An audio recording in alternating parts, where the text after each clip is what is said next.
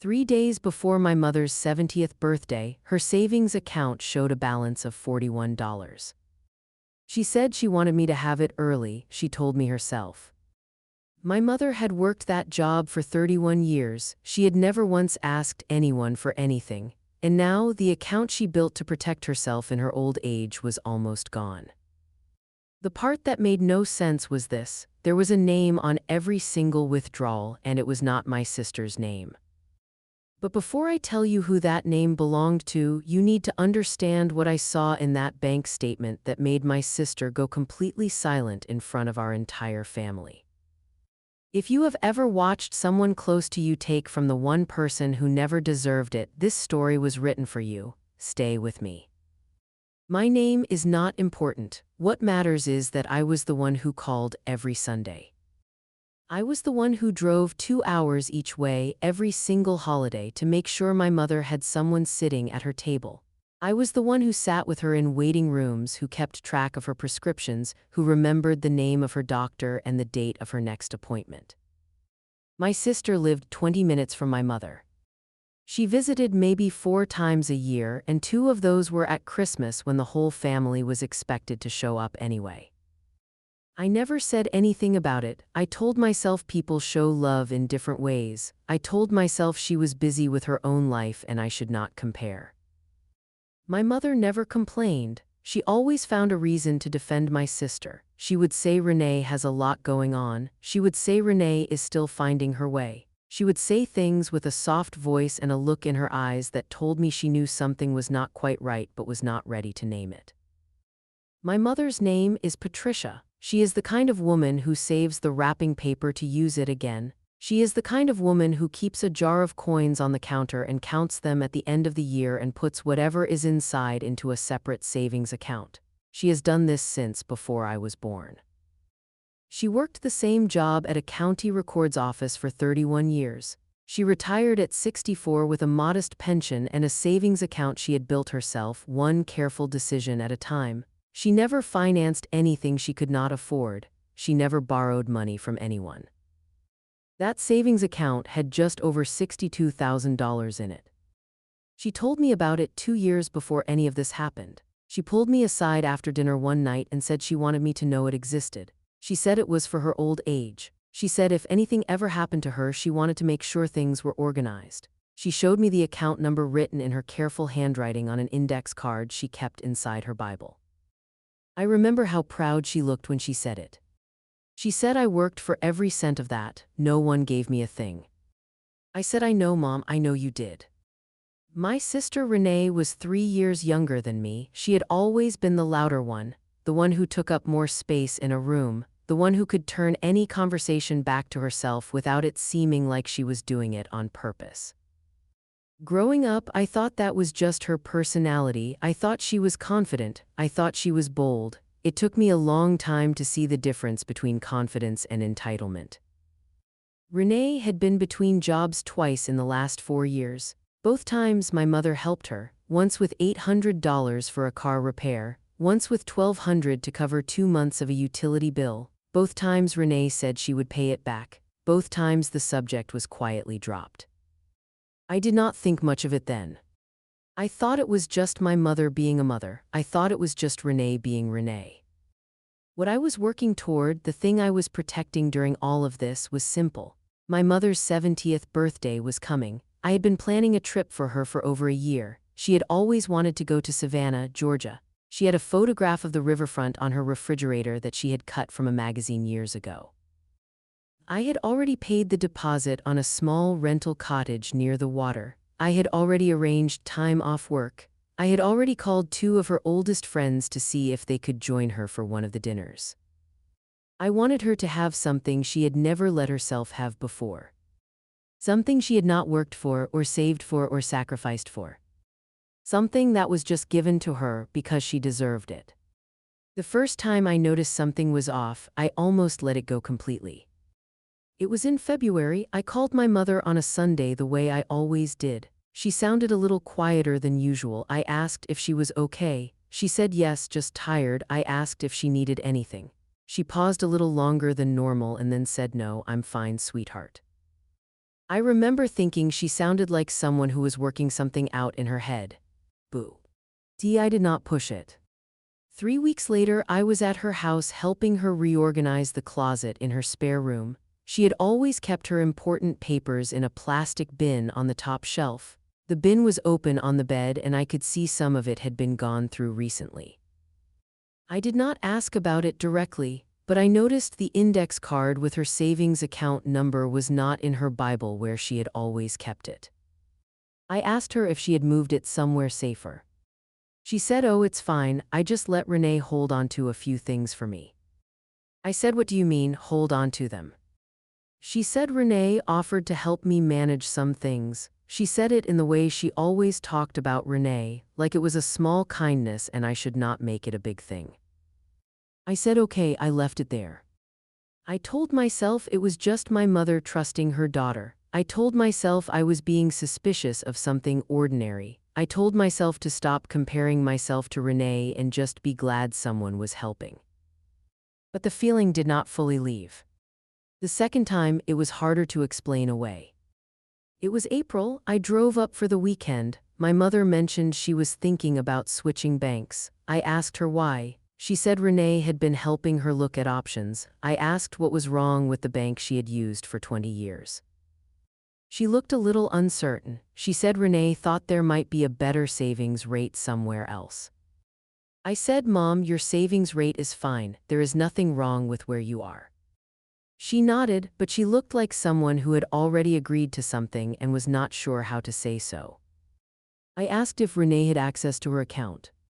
She said she had added her as an authorized user a few months ago. She said it was just so Renee could help her with transfers if she ever needed it. She said it was easier than always having to go in person. I felt something cold and specific move through my chest. I said, "Mom, an authorized user can make withdrawals." She said she knew that. She said she trusted Renee. I did not say anything else. I did not want to upset her. I did not want to plant doubt in her mind about her own daughter. But I drove home that night thinking about the index card, about the papers moved in the bin, about the suggestion to switch banks, about how long Renee had been asking to help manage things. I thought about it and I could not make it sit still. The third time was the moment I could not explain away no matter how hard I tried. It was early May. I called my mother on a Tuesday, which was not my usual day. She answered and I could tell immediately that she had been crying. I asked her what was wrong. She said nothing, she was just being silly. I said, "Mom, please tell me what happened." She said she had tried to transfer some money to cover her homeowner's insurance payment. She said the transfer had gone through, but the amount that came out was different from what she expected. She said she had called the bank and they told her there had been several transactions over the past few months that she did not remember making. She said she thought she must be getting confused. She said maybe I'm just getting old. My mother is the sharpest woman I know. She is not confused. She does not get things wrong. I asked her how many transactions. She said she did not know exactly. She said the bank was sending a statement. I asked her if Renee knew about this. There was a silence. She said Renee had mentioned that she had moved some money around for safekeeping. She said Renee told her it was just temporary. I kept my voice very steady. I said, "Mom, I need to see that statement when it arrives." She said, "Okay, sweetheart." She said okay in the voice of someone who already knew something was wrong but was not ready to say the word for it out loud. I got off the phone. I sat in my car in my own driveway for a long time. The birthday trip was 6 weeks away. My mother's cottage was paid for. Her friends had already cleared their schedules.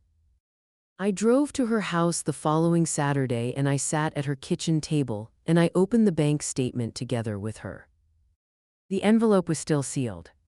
My mother had set it on the table like she was not sure she wanted to open it. She made coffee first. She set 2 cups down. She sat across from me and she looked at the envelope for a moment. Then she pushed it toward me. She said, "You open it." I opened it. The first page was the summary. The account balance was listed at the top. I read it and I read it again and I looked up at my mother. She was watching my face. $41. The account that had held $62,000 had $41 left in it. I did not speak, I could not find a single word. My mother said quietly, "How bad is it?" I turned the statement so she could see the number. I watched her read it. I watched the color leave her face slowly. I watched her hands fold around her coffee cup like she was holding onto something. She said, "That can't be right." I said, "Mom, I need you to look at this with me." We went through every page together. There were 43 transactions over 8 months. They ranged from $300 to $4,800. They were spread out across different days. Some were made on weekdays when my mother was home. Some were made at night. Some were made while my mother was visiting me, which I knew because I had the dates of her last 2 visits in my phone. Every single transaction was made by the authorized user, Renee. Every single one.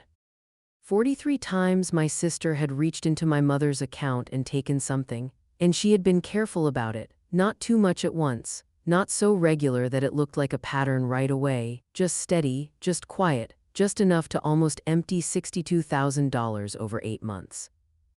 My mother sat very still. I did not say anything for a long time. I let her read it at her own pace. I let her get to the last page on her own. Then she said, "She told me it was for safekeeping." I said, "Mom." She said she told me she was moving it somewhere safer, a better account. I said, "Mom, this money did not go to another account. This money was withdrawn, all of it is gone." My mother looked at me, her eyes were very clear. She was not confused, she was not old and losing track of things. She was a woman who had just understood fully and completely what her daughter had done to her. She said, "I trusted her." Those 3 words sat in the kitchen like something solid. She said it again, softer this time. "I trusted her." I reached across the table and I took her hands in mine. I did not have words that were good enough. There were no words good enough for what we were sitting inside of. I called my cousin Dana, who lived nearby and had always been close to my mother. I told her she needed to come over. I told her it was serious. Dana arrived 20 minutes later. She sat down and we showed her the statement. Her face went through the same progression my mother's had, disbelief first, then the slow arrival of understanding. Dana said, "Where's Renee right now?" I said I did not know. Dana pulled out her phone, she called Renee, she put it on speaker. Renee answered on the second ring. She sounded completely normal. She asked what was up. Dana said, "We're at Aunt Patricia's, you need to come over." Renee said she was busy, she said she could come by tomorrow. Dana said no, she said now. Something shifted in Renee's voice, a small hesitation, but she said okay, she said she would be there in 30 minutes. My mother got up and went to the window. She stood there with her back to us. I could see her shoulders, I could see her breathing. Dana leaned close to me and said, "Did she take all of it?" I said, $41 is what's left. Dana pressed her lips together, she sat back, she looked at the ceiling. We waited. Renee came through the door like she always did, loud, present, filling the room. She hugged our mother from behind at the window. She said, "Hey Mom, what's going on?" My mother did not turn around. Renee looked at me, then at Dana. She saw our faces. Her voice dropped half a register. She said, "What's this about?" I set the bank statement on the table in front of her. She looked at it. She did not pick it up. I said, 43 transactions, over 8 months, every single one made under your name. She said, "I was helping Mom manage her finances." I said, "Renee, the account has $41 in it." She said, "I moved the money somewhere safer, it's fine." I said, "Where is it?" She said, "It's being handled." I said, "Renee, where is $62,000 of our mother's money?" She looked at my mother's back, she looked at Dana, she looked at the statement. Then she did the thing I was not prepared for. She started to cry. She said, "You don't understand the pressure I've been under." She said she had bills, she said she had debts, she said she was going to pay it back, she said she just needed time, she said Mom always helped her, she said she thought Mom wouldn't mind. My mother turned around. She looked at Renee for a long moment. Then she said, "I mind." Just those 2 words, quiet and final and completely devastating. Renee kept talking, she kept trying to explain, she kept saying it was temporary, she kept saying she had a plan, she kept saying she was sorry. But the room had already decided. Dana picked up the bank statement and put it in her purse. I looked at my mother's face. That was the lowest moment I had ever seen her in, and it was the moment I knew exactly what I needed to do next. What I am about to tell you is the part that none of us in that room fully understood yet. There was something in what Renee just said that she did not realize she had given me. Stay with me.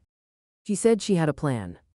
Those words circled me for the rest of that evening, after Renee left, after Dana stayed until 9 to make sure my mother was okay, after I had made my mother tea and ate with her until she finally fell asleep on her couch with the television quiet in the corner.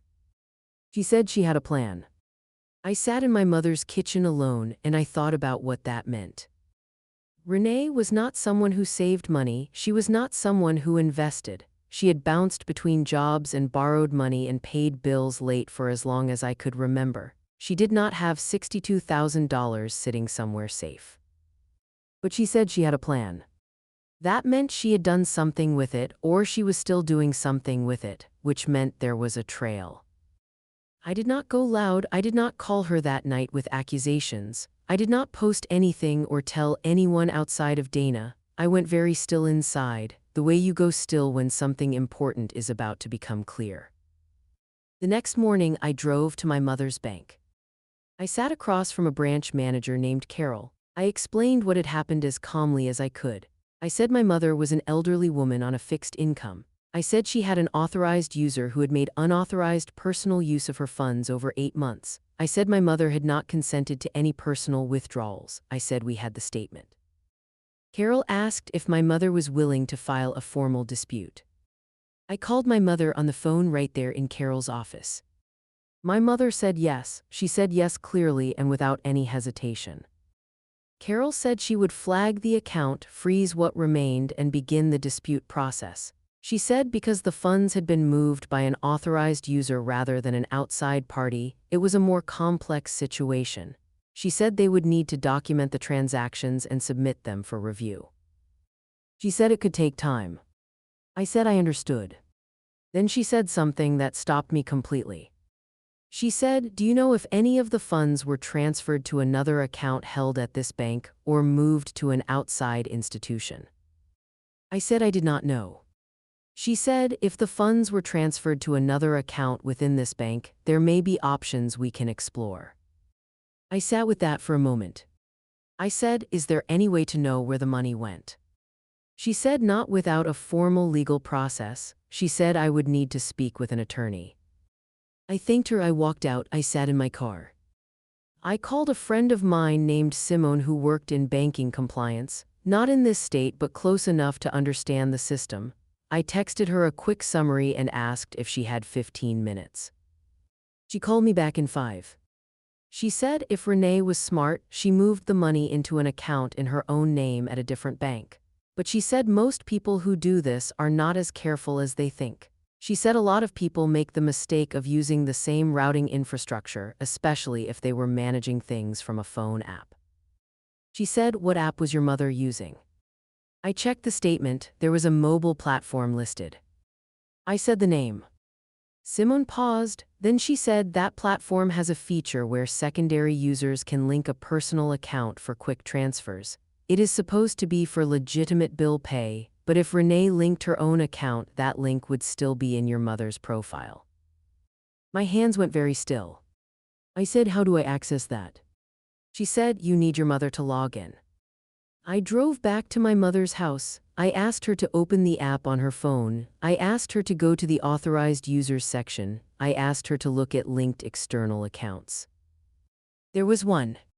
It was a checking account at a credit union. The account holder name was partially masked, but the last 4 digits of the account number were visible. I took a photo of the screen. I said, "Mom, does Renee bank at this credit union?" My mother thought for a moment, then she said yes, she opened that account last year, she mentioned it once. I had what I needed. I called a consumer protection attorney that same afternoon. I had found her name through a legal aid referral line. She took a 20-minute intake call and said this case had clear grounds for civil recovery. She said if the transfer records showed the funds moved to Renee's personal account, the paper trail was already built. She said, "Do you want to file?" I said yes. She said, "There is one more thing you could do before we file." She said if the funds were transferred recently enough, the credit union might cooperate with a formal dispute if your mother reaches out as the originating account holder. She said sometimes that moves faster than litigation. I asked how to do it. She walked me through it. The next Thursday, my mother called the credit union. She spoke to their fraud department. She explained that funds from her account had been transferred without her authorization. She gave them the last 4 digits of the linked account. She told them she was also working with an attorney. The fraud department opened a review that same day. 5 days later, my mother received a call. The credit union had placed a hold on the linked account pending the review. They had also confirmed that a significant portion of the deposits matched the withdrawal dates on my mother's statement. The account was frozen. Renee found out 2 days after that when her own card was declined at a grocery store. She called my mother in a panic. She said there had been a mistake. She said the bank had made an error. She said she was going to fix it. My mother said, "I know what happened," and I said so. Then she hung up. The civil case was filed 3 weeks later. My mother did not have to appear anywhere in person for the first stage. The attorney handled the initial paperwork. The bank dispute and the credit union hold had already established a documented financial trail. Between those records and the original bank statement, the paper told the whole story without anyone having to argue about it. Renee did not get an attorney right away. She called me once during those first weeks. She was not apologetic the way she had been at my mother's kitchen table. She was angry. She said I had turned the family against her. She said I was punishing her for asking for help.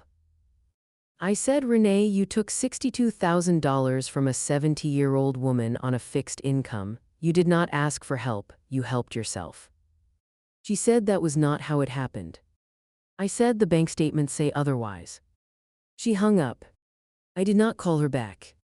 Some family members reached out to me in the weeks that followed. An aunt on my mother's side who had always been neutral said she needed to understand what was happening. I sent her a copy of the statement with no commentary. I let it speak for itself. She did not ask any follow-up questions. My cousin Dana became someone my mother leaned on heavily during this period. She drove my mother to appointments. She sat with her on the evenings when the house felt too quiet. She did not say much to me about Renee, but she sent me a text one night that just said, "I am so proud of how you handled this." My mother cried twice that I saw. The first time was in the car after we left the attorney's office. She did not say anything. She just looked out the passenger window and her shoulders shook once and then she was still. The second time was the night I told her the credit union hold had been confirmed. She sat at her kitchen table and put her hands over her face and said she was my daughter. I sat beside her. I did not try to fix it, I just stayed. There is no version of this story where that does not hurt. No matter what Renee did, she was my mother's child. She was someone my mother had fed and protected and believed in. And the grief of that, the grief of being betrayed by the person you built your life around loving, does not go away just because justice is arriving on paper. My mother was not angry all the time. She was sad. She was sad in a specific way that I recognized but could not take from her. I did not take the birthday trip off the table. I told my mother we were still going to Savannah. I told her that Renee had taken money but she had not taken September. My mother looked at me for a long time and then she said okay. The legal process moved more slowly than I wanted. But the hold on Renee's account remained in place, and the attorney said the documents were strong. She said she expected a resolution that included partial recovery of the funds plus penalties. She said, "Your mother kept good records, that helped us more than anything." I thought about my mother writing that account number on an index card in careful handwriting and putting it inside her Bible. She had kept good records her whole life. That was exactly what saved her. It has been 9 months. The civil settlement was reached 8 weeks ago. It was not $62,000. It was not full recovery. These things rarely are, but it was enough for my mother to breathe again, enough to put a real amount back into savings, enough to cover the rest of her insurance for 2 years without her having to worry. Renee agreed to a structured repayment plan as part of the settlement terms. Her attorney negotiated the timeline. She will be paying into that plan for years. I do not know how Renee is living now. I do not ask. That is not my story to follow anymore. My mother went to Savannah. It was the second week of September, just like I had planned. The cottage was small and it sat half a block from the river. She could hear the water from the porch. She brought 2 of her oldest friends and I sat with them the first evening and watched them talk like women who had been given back something they thought they had lost. My mother sat in a rocking chair on that porch and watched the light change on the water, and she did not say very much. But at one point she looked over at me and said, "You planned all of this." I said, "A long time ago." She said, "How long?" I said, "Over a year." She looked back at the water. She was quiet for a little while. Then she said, "You always showed up." I did not say anything. I just sat there with her. My life is quieter now than it was 6 months ago. I have the same job, the same apartment, the same Sunday call schedule. What is different is harder to name exactly. I feel less like I need to prove something. For a long time I had been quietly trying to prove that I was the dependable one, the one who called, the one who drove, the one who remembered. Some part of me was always measuring myself against Renee, even when I pretended I was not. I do not do that anymore.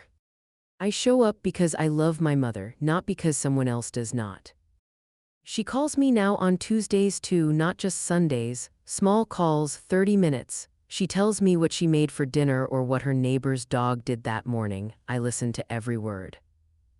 Dana still checks in regularly. My mother's oldest friend from the Savannah trip sends her a card every few weeks. This is what is left. It is enough, more than enough. My mother worked 31 years for that savings account. She never asked for anything. She trusted the wrong person and it nearly cost her everything she had built. And then she picked up the phone and she said yes. She said yes clearly, and that single yes started everything that followed. She gave me that. She always gave me everything I needed to help her. She just had to trust me enough to let me try. I am still the one who calls every Sunday. I will be the one who calls every Sunday for as long as she is there to answer. That part never changed. And honestly, it was never even about the money. It was about my mother standing at her window with her back to the room, holding her coffee cup, waiting for her daughter to tell her the truth. She waited her whole life for that. She deserved better. And she finally got it. What you just felt, that long exhale after watching someone who deserved protection finally get it, is real. This channel exists for the moments when life is unfair in ways that are hard to explain to people who were not there. If you have ever been the one who showed up quietly while someone else took credit, or the one who noticed something wrong before anyone else would say it, there is a place for you here. Join this community because you understand what it means to love someone through something that should never have happened to them. You are not alone in that, not here.